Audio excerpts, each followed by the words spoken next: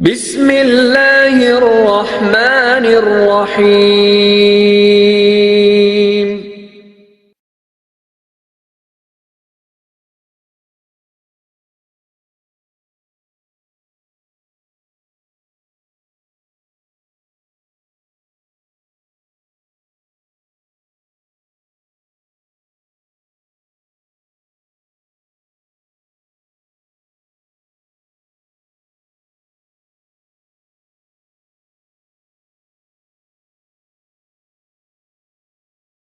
السلام علیکم ورحمۃ اللہ وبرکاتہ۔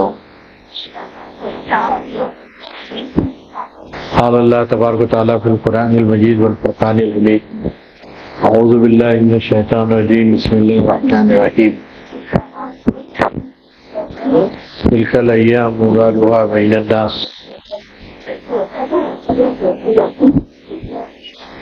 کہ ہم دنوں کو لوگوں کے درمیان گردش دیتے رہتے ہیں۔ محترم بزرگوں اور بھائیوں،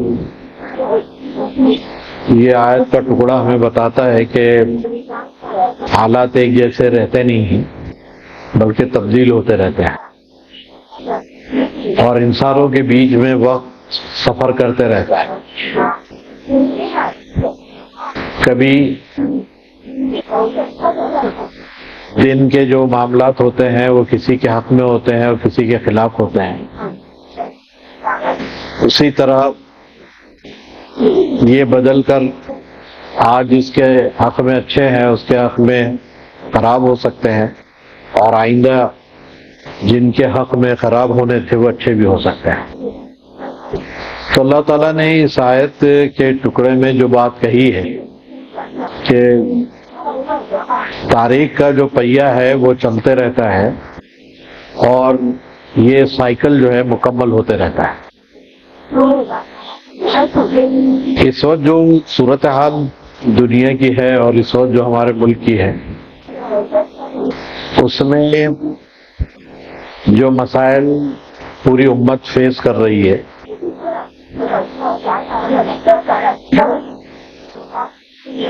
اور جو مسائل ہم اس ملک میں فیس کر رہے ہیں، ان سب کو اگر اکٹھا کر کے بیان کیا جائے تو بہت تفصیل ہے، لیکن اللہ تعالیٰ کی جو مشیت ہے اور اللہ تعالیٰ کا جو فیصلہ ہے وہ ہر ایک پر غالب اور نافذ ہوتا ہے۔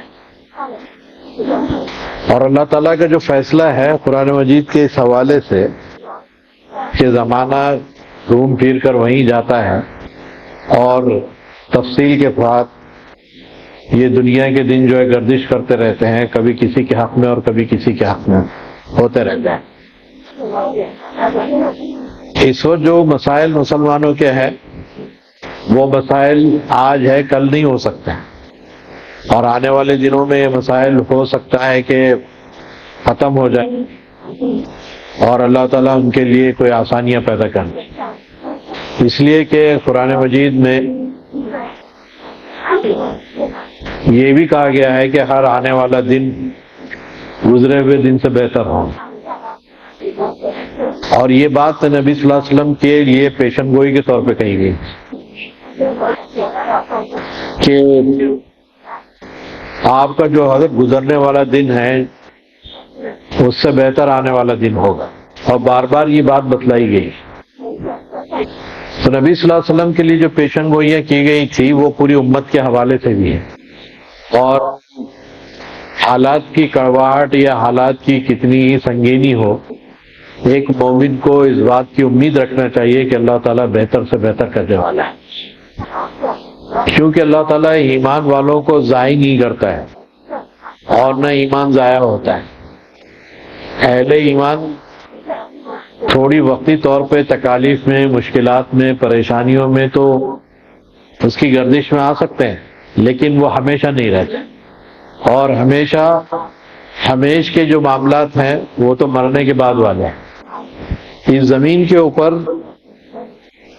جو حالات ہوتے ہیں وہ ہمیشہ گردش کرتے رہتے ہیں، اور حال کا بہت کم ہوتا ہے، تھوڑے سے فاصلے کے لیے ہوتا ہے۔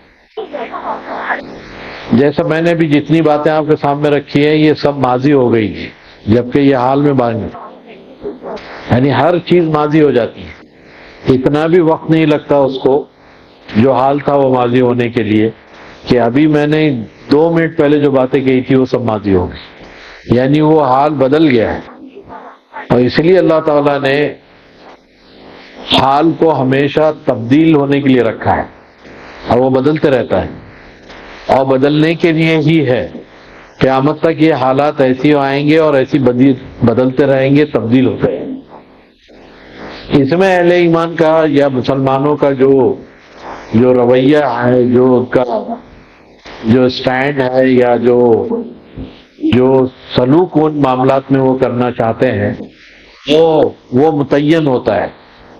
حالات متعین نہیں ہوتے لیکن ان کا سلوک متعین ہوتا ہے۔ اس اعتبار سے ان حالات میں مسلمانوں کو کیا کرنا چاہیے، کن چیزوں پہ توجہ دینا چاہیے، ایسے حالات میں وہ کون سے اسٹریٹجیز اور کون سے طریقہ کار اختیار کریں، اس کے اوپر کتاب و سنت میں بہت ساری تعلیمات ہیں، اس کو مسلمانوں کو اختیار کرنے کی ضرورت ہے۔ دوسری بات آپ سے یہ عرض کرنا ہے کہ جو مسائل ہمارے ہیں وہ مسائل کا سلوشن جو ہے وہ ہمارا ہی ہونا چاہیے، تو دوسرا سلوشن ہم کو اپلیکیبل نہیں ہو سکتا ہے۔ یعنی اگر مسلمان ہونے کی وجہ سے ہمارے مسائل ہیں تو اس کا سلوشن بھی مسلمان ہی ہونا چاہیے، اس کا حل بھی مسلم ہونا چاہیے۔ اگر حل دوسرا اختیار کیا جائے تو اب حالات بد سے بدتر ہوتے ہیں اور نتیجے اس سے زیادہ خطرناک نکلتے ہیں، جس کو بھی مسلمانوں کو سمجھنے کی ضرورت ہے۔ حالات کیا ہیں؟ اگر دنیا کے حالات پر نظر ڈالیں تو حالات یہ ہے کہ مسلمانوں کی جان و مال کے مسائل ہیں۔ اب آپ دیکھ رہے ہیں فلسطین کے اندر کیا صورتحال ہے، کس طرح بامبنگ ہو رہی ہے، معصوم بچے، عورتیں، بوڑھے، بچے ہزاروں کی تعداد میں شہید ہو گئے ہیں۔ لبنان کی کیا صورتحال ہے، وہاں کیسے ایئر اسٹرائک ہو رہی ہے، کیسے کارپیٹ بامبنگ ہو رہی ہے، کیسے لوگ جو ہے شہید ہو رہے ہیں وہاں پر۔ یعنی مسلمانوں کا خون جو ہے ارزل ہو گیا ہے، ارزل ہو گیا ہے، اور یہ جو ان کا دشمن ہے اسرائیل وہ کر رہا ہے۔ تو کیا اسرائیل کامیاب ہو گیا؟ سوال ایسے بھی سوچنے کا ہے کہ اتنے مسلمانوں کو مار کر کیا اسرائیل کامیاب ہو گیا؟ بعض لوگ کہتے ہیں کہ اسرائیل ناکام ہو گیا ہے۔ کتنے لوگوں کو مارا ہے اس میں؟ ان میں سے کوئی ایسے نہیں تھے جو ان سے لڑ رہے تھے، ان میں سے میجورٹی وہ لوگوں کی تھی جو شہید ہوئی ہے وہ عام لوگ تھے۔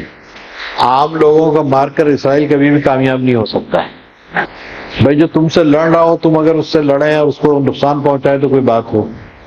اسرائیل جیسے اگر آپ نے دیکھا ہوگا کہ لبنان نے اٹیک کیا تل ابیب کے اوپر، اسرائیل کے اوپر، اسرائیل میں جو اٹیک کیا ہے اس میں عام لوگوں کی جو ہے جانیں نہیں گئی، انہوں نے ٹارگیٹ فوجی ہیڈ کوارٹر کو مارا ہے، ان کے جاسوسی ایجنسیوں کے آفس کو مارا ہے۔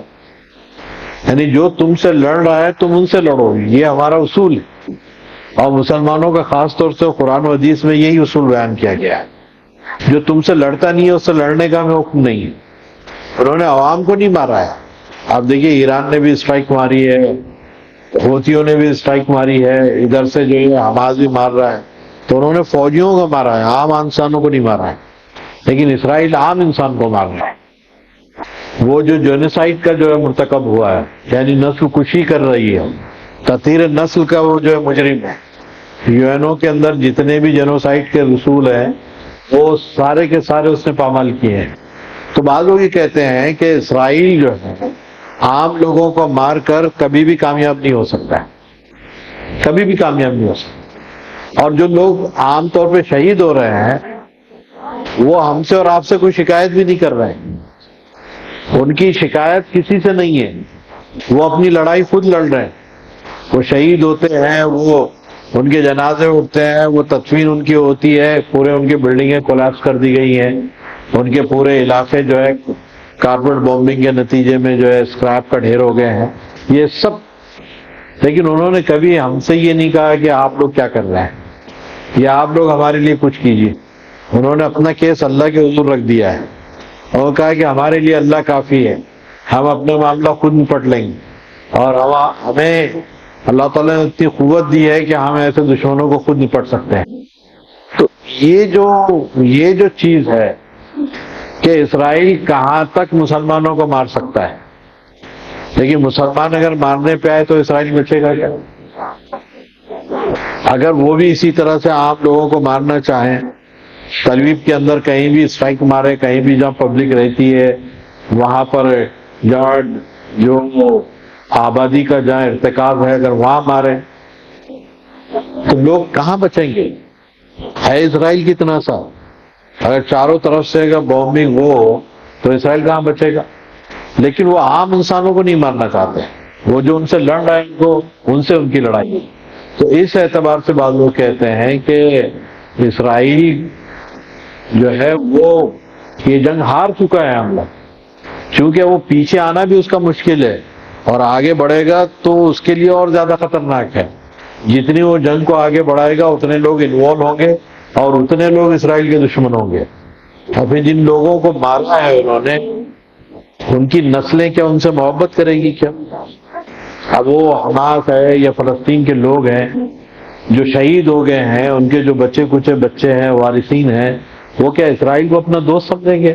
کیا اسے پیار و محبت سے بات کریں گے؟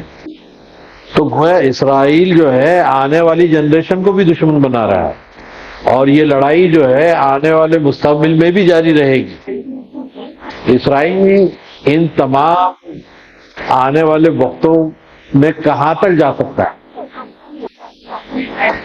اب یہ 50,000 انہوں نے شہید کر دیے، اس کے نتیجے میں 5,000 تو مرے ہوئے، اسرائیل کے 5,000 تو مرے ہوئے، اور 50,000 اگر ماریں گے تو اور 5,000 مریں گے۔ مسلمانوں کی تعداد تو الحمدللہ کم نہیں ہوگی، لیکن کیا اسرائیل کی کوئی کمیونٹی یہودی نام کی باقی رہے گی کیا؟ اس طرح اگر 5-5 10-10 اسی طرح مرتے رہیں تو ان کو اس بات کو سوچنے کی ضرورت ہے کہ ان کے پاس تو ایک آدمی کی اہمیت ہے، ایک آدمی گیا تو پوری نسل ان کی ختم ہو جاتی ہے، اور الحمدللہ مسلمانوں کی آبادی تو یہاں سے 1.5 ارب ہے، 1.25 ارب، کتنے مار سکتے ہیں؟ کتنوں کی شہادتوں کی جو ہے وہ اپنے ہاتھ میں رقم کر سکتے ہیں؟ اس اعتبار سے سوچنے کی ضرورت ہے۔ تو حالات جو ہے یقیناً دیگر کو ہیں، ہمارے سامنے چھوٹے بچوں کی لاشیں اٹھ رہی ہے، عورتیں ماری جا رہی ہیں، یہ سب ہے، لیکن اس کے پیچھے یہ بھی دیکھنے کی ضرورت ہے کہ اسرائیل کا انجام کیا ہونے والا ہے، یہ دشمن کے آخری ٹھکانہ کیا ہے اس کا، یہ جو امریکہ اس کا ساتھ دے رہا ہے یہ کب تک ساتھ دیتا رہے گا اس کا؟ یہ ہتھیاروں پیسوں سے جو مدد ہو رہی ہے جو مغربی دنیا کر رہی ہے کب تک کرتی رہے گی؟ اگر ایک دن آئے گا، اور وہ دن جو آئے گا وہی مسلمانوں کی فتح کا دن ہوگا، ایسا محسوس کرتے ہیں۔ تو دنیا میں جو حالات ہیں وہ حالات ہمیشہ یکساں نہیں رہتے، تبدیل ہوتے رہتے ہیں۔ ابھی آپ دیکھیے کہ سیز فائر کی بات ہو رہی ہے، اگر یہ سیز فائر ہو جائے تو اسرائیل کی شکست ہے، کیونکہ اس کو کیا کامیابی ملی ہے؟ صرف انسانوں کو مارا ہے، اس نے کامیابی اس کے ہاتھ سے آئی ہے۔ جو لوگ یرغمال بنائے گئے تھے ان میں سے آج بھی وہ 100 سے زیادہ جو ہے واپس نہیں لے جا سکا ہے، ابھی بھی یرغمالی جو ہے فلسطینیوں کے پاس ہے، آج بھی امریکہ ساری دنیا بڑی یرغمالیوں کو چھوڑی، لیکن وہ نکال نہیں پائے ہیں۔ دوسرے وہ حماس کو جو ختم کرنا چاہتا ہے، حماس تو ختم نہیں ہوئی، ان کے لیڈرز کو مار رہے ہیں، یقیناً ان کے لوگ مرے ہیں، عالیہ مر گئے ہیں، سنوار مر گئے ہیں، یہ شہید ہو گئے ہیں، لیکن ان کی شہادت فلسطینیوں کے اندر اور آگ پیدا کر رہی ہے، ان کے اندر اور مزاحمت کی قوت بڑھ رہی ہے۔ اور یہ بات بھی صحیح ہے کہ لیڈرشپ کے ختم ہونے سے موومنٹ ختم نہیں ہوتے، جو آئیڈیالوجیکل موومنٹس ہوتے ہیں، جو نظریاتی بات کرتے ہیں، جو تحریک رہتے ہیں، کہ قیادت کے ختم ہونے سے وہ تحریکیں ختم نہیں ہوتی، وہ بڑھتی ہے، وہ جنریٹ ہوتی ہے، اس کا کوئی دوسری جگہ لے لیتا ہے، لوگ آتے اور جاتے رہتے ہیں، تحریک چلتے رہتی ہے۔ یہ بھی اسرائیل کو سمجھنا چاہیے کہ ان کے اس اقدام سے جو کچھ اس نے کیا ہے پورا کا پورا صفایا نہیں ہو سکتا ہے، اور پورا کا پورا جو ہے اور جو جڑ سے کوئی چیز کاٹی نہیں جا سکتی. اس بات کو انہیں سمجھنا چاہیے کہ یہ موومنٹ ہے، یہ ایک آئیڈیالوجی ہے اور یہ ہمیشہ زندہ رہے گی. چھوٹے چھوٹے بچے اس سے بڑے ہوں گے، 10-12 سال کے اندر پھر ایک نئی فوج تیار ہوگی اور وہ پھر اسرائیل کے ساتھ وہی کریں گے جو آج ہو رہا ہے. تو اسرائیل کو کسی درجے میں سکون نہیں ملنا ہے. جو لڑائی اس نے چھیڑ رکھی ہے، اس لڑائی میں اس کو بھی جلنا ہے، اس کو بھی نقصان ہونا ہے، اور وہ نقصان شاید وہ برداشت نہیں کریں گے. اس لیے قرآن کہتا ہے کہ وہ تو 1000 سال جینا چاہتے ہیں. یعنی ان کی نفسیات جو قرآن نے بیان کی ہے وہ یہ ہے کہ وہ 1000 سال جینا چاہتے ہیں. تو جو لوگ جینا چاہتے ہیں وہ مرنے کو کبھی تیار نہیں ہوتے، اور جنگوں کے اندر موت پہلے آتی ہے.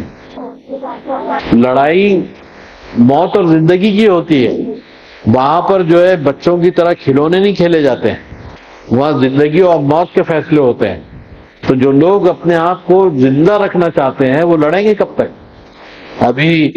ابھی جو ایک میڈیکل رپورٹ آئی ہے کہ کئی اسرائیلی فوجی دماغی طور پر جو ہے بدحال ہو رہے ہیں، اور اس وقت بہت سارے جو ہے انہوں نے سائیکیٹرک ڈاکٹرز کو جو ہے بلایا ہے، دنیا سے کال کیا ہے. سائیکیٹرک ڈاکٹرز کا ڈیمانڈ ہے اسرائیل میں. کیوں ہے کہ وہاں کے لوگ اور وہاں کی فوج ذہنی طور پر ڈسٹرب ہو گئی ہے. یہ کیا ہو رہا ہے ہمارے ساتھ؟ ایک میزائل گرتا ہے اور ان کو دوڑ کر کہیں چھپنا پڑتا ہے، دوسرا میزائل آئے تو 5 منٹ کے بعد پھر دوڑ کے چھپنا پڑتا ہے. پاگلوں کی طرح زندگی ہو گئی ہے، وہ سکون سے زندگی گزار نہیں پا رہے ہیں. تو یہ بے سکونی ان کو جو ہے دماغی جو ہے خلل پیدا کر رہی ہے. اس لیے اسرائیل نے دنیا بھر سے سائیکیٹرسٹ بلائے ہیں، ہمارے اپنے ملک سے بھی سائیکیٹرسٹ جا رہے ہیں، اور وہ ان کے علاج کے لیے، اس میں ایک بڑی تعداد ان فوجیوں کی بھی ہے جو محاذ پہ لڑتے ہیں. اور فوجیوں نے بھی اب ایکا کر لیا ہے بعض جگہ کہ وہ یہ کام آپ نہیں کریں گے جو ان سے کروائے جا رہے ہیں. ان سے کام جو کروائے جا رہے ہیں ہاسپٹلز پر اٹیک کرنے کے، اسکولز پہ اٹیک کرنے کے، جو ہے مساجد پہ اٹیک کرنے کے، بولے یہ ہمارا کام نہیں ہے. ہم تو ان سے لڑنے والے ہیں جو ہم سے لڑتے ہیں. ان کے اندر بھی بغاوت جو ہے شروع ہونے والی. تو اسرائیل جو ہے کئی طریقے سے پریشان ہے کہ کیا کریں اس کا.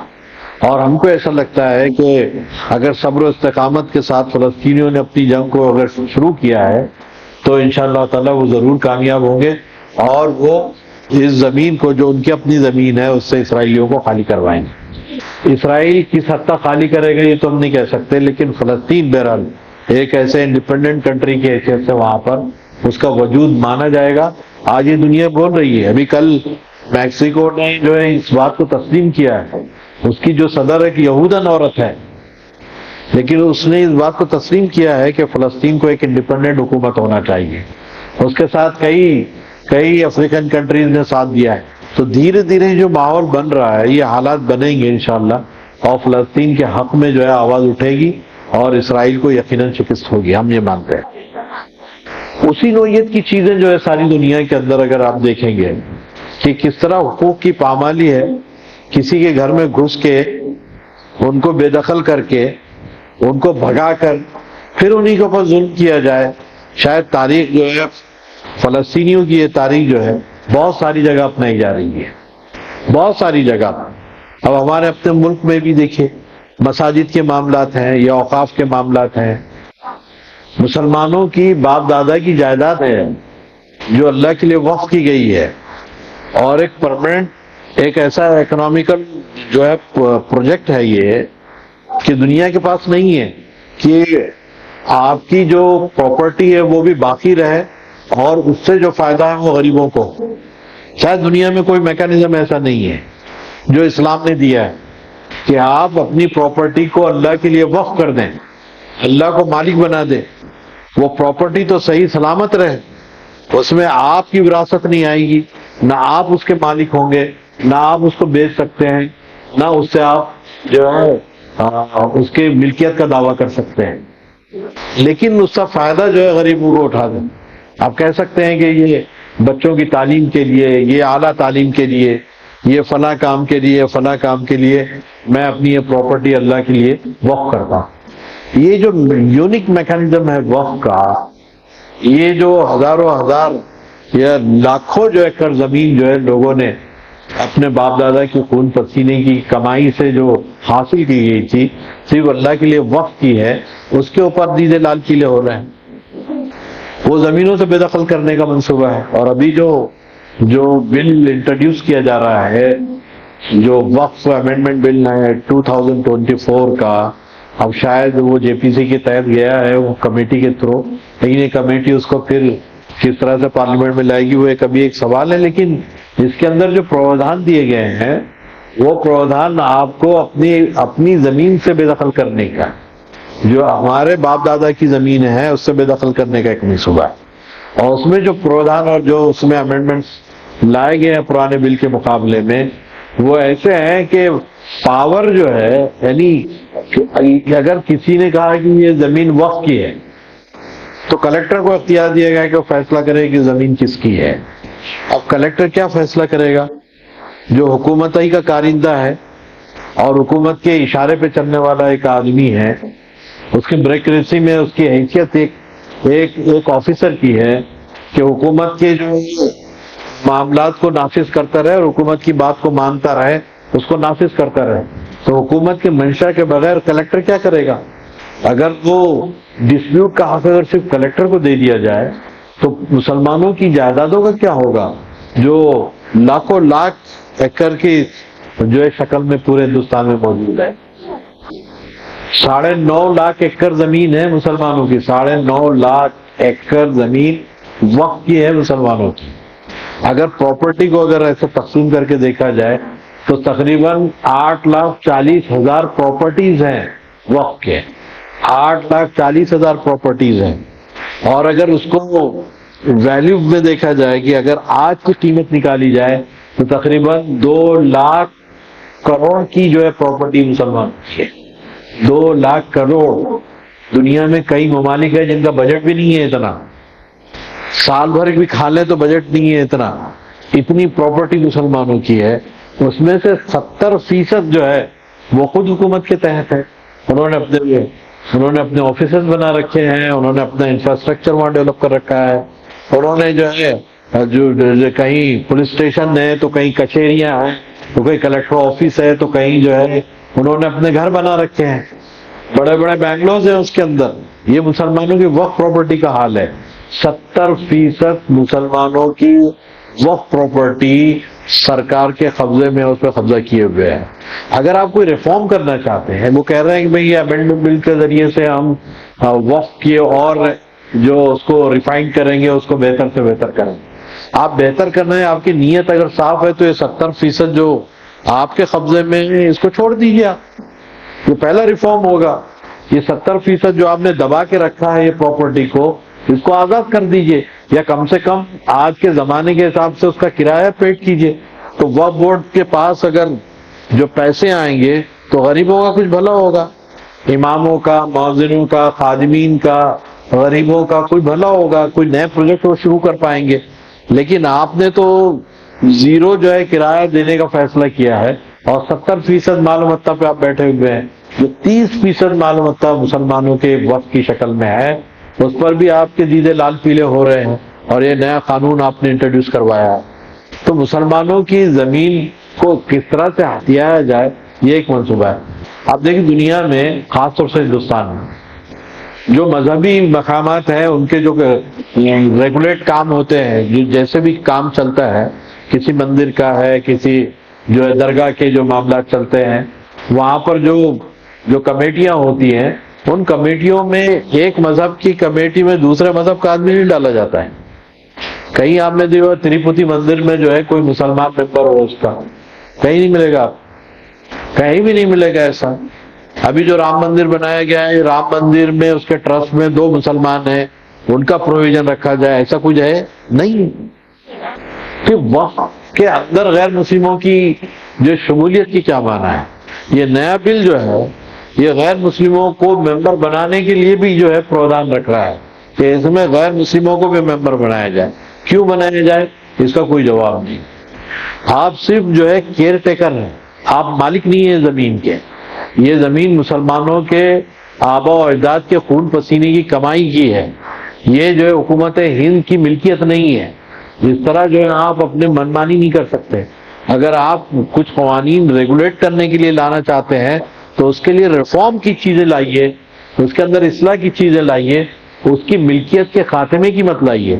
بہت ساری پراپرٹی کے آگے لکھا ہے ملکیت کے نام میں یا اس کی حاشیے میں government of India, state government. یہ گورنمنٹ کب سے وقف بورڈ کی جو ہے مالک ہو گئی ہے؟ اور حکومت کو کس نے حق دیا ہے کہ وقف پراپرٹی کو اپنی ملکیت میں بتائے؟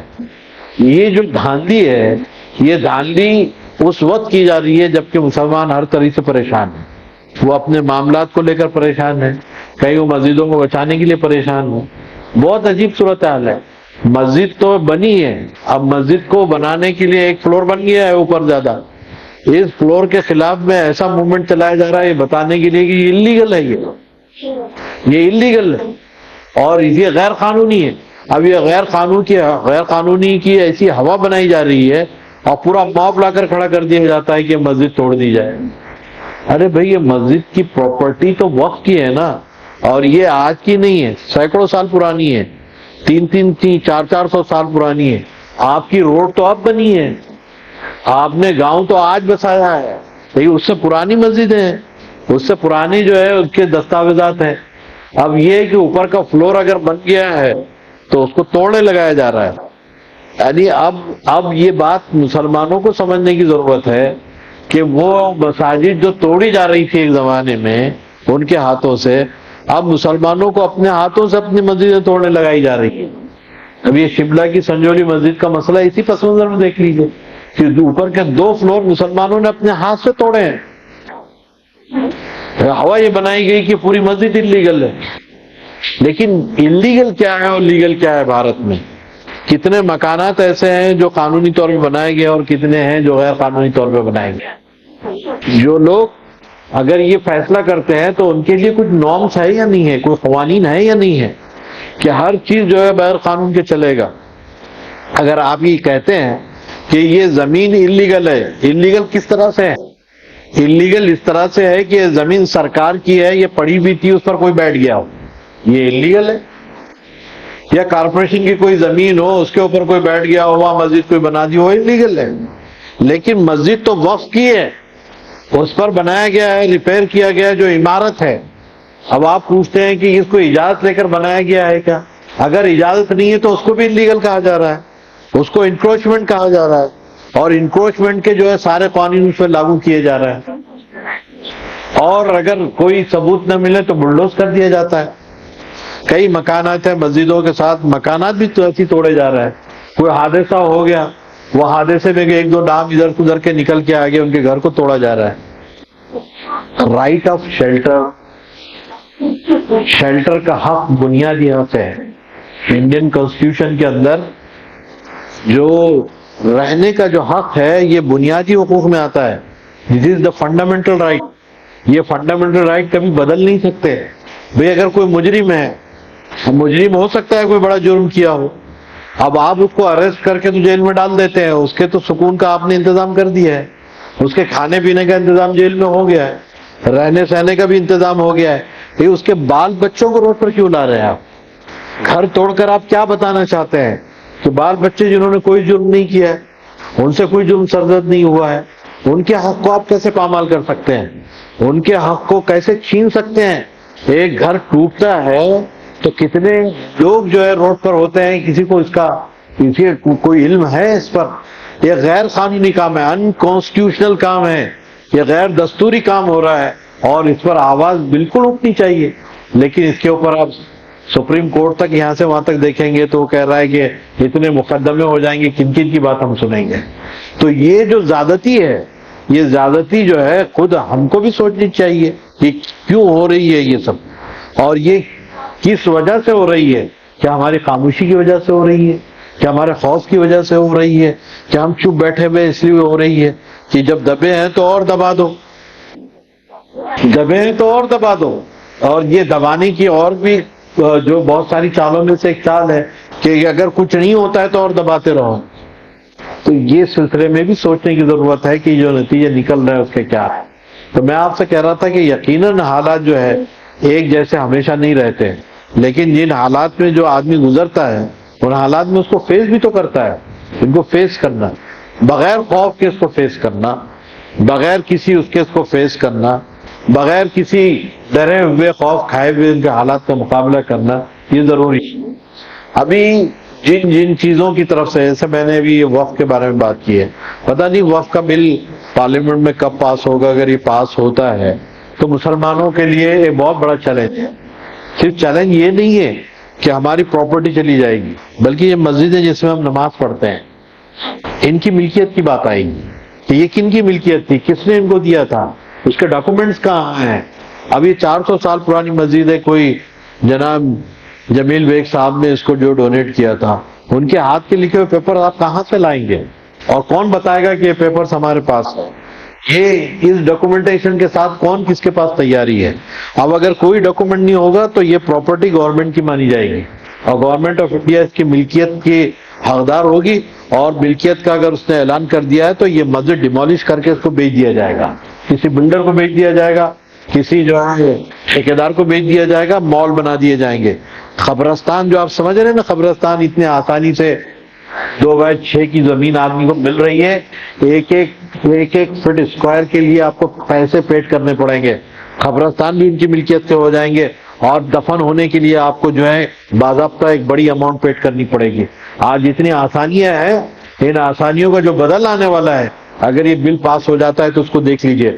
میں اس جگہ کھڑے رہ کے کہہ رہا ہوں کہ مسجدیں ہمارے ہاتھ میں نہیں رہیں گی، قبرستان ہمارے ہاتھ میں نہیں رہیں گے، خانقاہیں ہمارے ہاتھ میں نہیں رہے گی، اور مقابر ہمارے ہاتھ میں نہیں رہیں گے. یہ سب آج جو مسلمانوں کے پاس ہے، جو بھی سہولت ان کو ہے، اس کے ذریعے سے جو بھی تعلیم دی جا رہی ہے، مدرسے چل رہے ہیں، انہی اوقاف کی جو ہے جو عمارتوں میں مسلمان جس طرح سے اپنے تعلیمی معاملات کو آگے بڑھا رہے ہیں، یہ سارے حقوق سے دستبردار ہونا پڑے گا. یہ وہ بل ہے جو پارلیمنٹ میں پیش کیا جانے ہے. تو میں آپ سے عرض کر رہا ہوں کہ اس کے بارے میں ذہنی ہماری تیاری کیا ہے، اس کو فائٹ کرنے کے لیے. ابھی مسلم پرسنل لا بورڈ نے اعلان کیا ہے کہ اگر یہ بل پاس ہوتا ہے تو مسلمانوں کو جیل بھرو تحریک کو شروع کرنے کے لیے تیار رہنا چاہیے. یعنی ایک بگل بجا دیا ہے انہوں نے کہ ہماری تیاری یہ ہونی چاہیے کہ ہم اس کی مخالفت کریں گے، اور مخالفت انداز میں کہ اگر جیل بھی جانا پڑے مسلمانوں کے تو جیل میں جانا چاہیے. اس لیے کہ وہ سجدے کہاں کریں گے، یہ سوال ان کے سامنے ہے. وہ مرنے کے بعد دفن کہاں ہوں گے، یہ سوال ان کے سامنے ہے. وہ خانقاہیں جہاں دین کی تعلیم دی جاتی ہو، جہاں مدرسے چلتے ہوں، ان کے ہاتھوں میں نہیں رہیں گے تو یہ مدارس کہاں رہیں گے؟ اور جب مدارس نہیں رہیں گے تو مسلمانوں کے دین کے علم کا کیا ہوگا؟ یہ تمام سوالات ہیں جو بہرحال سوچنے سمجھنے کے لیے ہمارے سامنے ہیں. اس پر سنجیدگی سے سوچیے گا اور ذہنی طور پہ اپنے آپ کو تیار کیجیے گا ایسے حالات کو کیسے نپٹا جا سکتا ہے. جو لوگ ہمارے بڑے ہیں، جنہوں نے کچھ اپنے زندگی کے دنوں تجربے دیکھے ہیں ایسے، ان لوگوں نے اس کا کیا سولوشن دیا ہے، مسلم پرسنل لا بورڈ اس سلسلے میں کیا منصوبہ بندی کرتا ہے. بہرحال ہمیں ان کا ساتھ دینا چاہیے اور ان کی آواز کو لبیک کہنا چاہیے اگر ہم اپنے ان معاملات کو بچانا چاہتے ہیں. ان تمام چیزوں کے اندر اور یہ جو غلط فہمیاں جو پیدا کی جاتی ہیں، لوگ کہہ رہے ہیں بھائی یہ وقف کیا ہے. وقف کے تعلق سے بدنامی یہ ہے کہ وقف وہ پراپرٹیز ہے جو لوگ بنگلہ دیش اور پاکستان چلے گئے ہیں، ان کی جو پراپرٹی وہ وقف میں آ گئی. ان کا ایک جھوٹ بولتے ہیں لوگ بھی.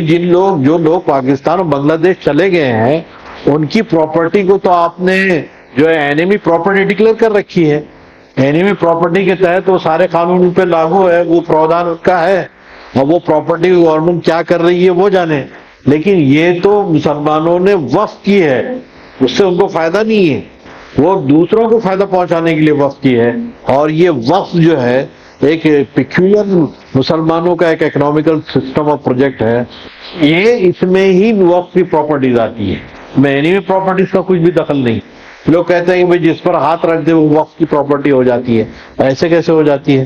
وقف ٹریبونل ہے، ٹریبونل کے فیصلے اگر نہ مانے تو ہائی کورٹ ہے، ہائی کورٹ نہ مانے تو سپریم کورٹ ہے. عدالتوں کی پوری ایک سیریز ہے جو آپ جا سکتے ہیں. تو حکومت کو ہاتھ کس نے باندھ رکھے ہیں؟ اور یہ کہ مسلمان ایسے پاگل ہو گیا کہ جس پر ہاتھ رکھے اس کو بولے یہ وقف کی پراپرٹی ہے. جو ہے وہ تو کہیں گے، لیکن جو نہیں ہے وہ کیسے کہہ سکتے ہیں؟ یہ تو مناسب ہی نہیں. اور جو وقف کی پراپرٹی نہیں ہے، جو ان کی ملکیت نہیں ہے، وہاں پر وہ اپنے مذہبی معاملات بھی نہیں کر سکتے. نہ مسجدیں بنا سکتے ہیں وہاں پر، یہ تو ان کے پاس اصول طے ہے. اس اعتبار سے تمام ایشوز کو دیکھنے کی ضرورت ہے.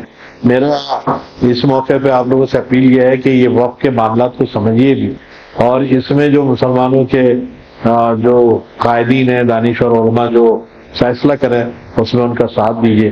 میں اس موقع پہ اللہ تعالیٰ سے دعا کرتا ہوں کہ اللہ تعالیٰ ان معاملات کو ہمیں سمجھنے کی، اس پر اور فکر کرنے کی اور ایک بہتر سلوشن نکالنے کی ہمیں توفیق عطا فرمائے، اور یہاں کے حالات میں دین و ایمان کی حفاظت کے ساتھ، جان و مال کی حفاظت کے ساتھ ہمیں عزت و وقار سے رہنے کی اللہ تعالیٰ توفیق عطا فرمائے.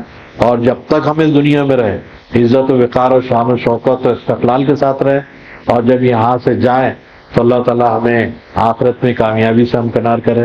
اس دعا کے ساتھ میں یہ اعلان اور کرنا چاہتا ہوں کہ یہ جو مسجد ہے، یہ مسجد تقریباً 400 سال پرانی ہے.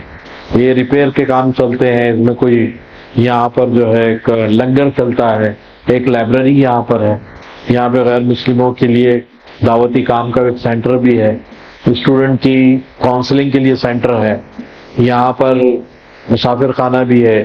گھاٹی وغیرہ میں جو مریضوں کے ساتھ غریب لوگ آتے ہیں ان کے رہنے وہنے کا بھی نظم یہاں پر ہے. مرنے کے بعد جن چیزوں کی ضرورت ہوتی ہے، جنازے کی، لائٹ وغیرہ کی، یہ سب یہاں موجود ہے. یہ فیسلٹیز سے یہاں سے جو فائدہ اٹھایا جا سکتا ہے. تو یہ تمام کام جو ہے وہ جھولی سے پورے ہوتے ہیں جو آپ کے سامنے سے گزرتی ہے. اس میں تعاون کیجیے گا اور بہترین اجر کی امید رکھے کہ اللہ تعالیٰ اس کے ذریعے سے بہترین اجر آپ کو عطا فرمائے. تو میں نے حالات کے پس منظر میں 2 بات کی ہے، اس کو غور فکر کے ساتھ سوچیے گا. اور اللہ تعالیٰ نے سب کو دل و دماغ دیا ہے سوچنے کے لیے، غور فکر کرنے کے لیے، تو اس پر سوچئے اور اس میں بہتر سے بہتر کیا رائے ہو سکتی ہے، بہتر سے بہتر سلوشن کیا ہو سکتا ہے، یا بہتر سے بہتر حل کیا ہے کسی چیز کا، اس پر غور کیجیے گا. میں اللہ سے دوبارہ یہ دعا کرتا ہوں کہ اللہ تعالیٰ مجھے اور آپ کو عمل کی توفیق عطا فرمائے، حالات میں ہمیں ایک دوسرے کا ساتھ دینے اور اتحاد و اتفاق کے ساتھ مسائل کو حل کرنے کی توفیق عطا فرمائے. وآخر دعوانا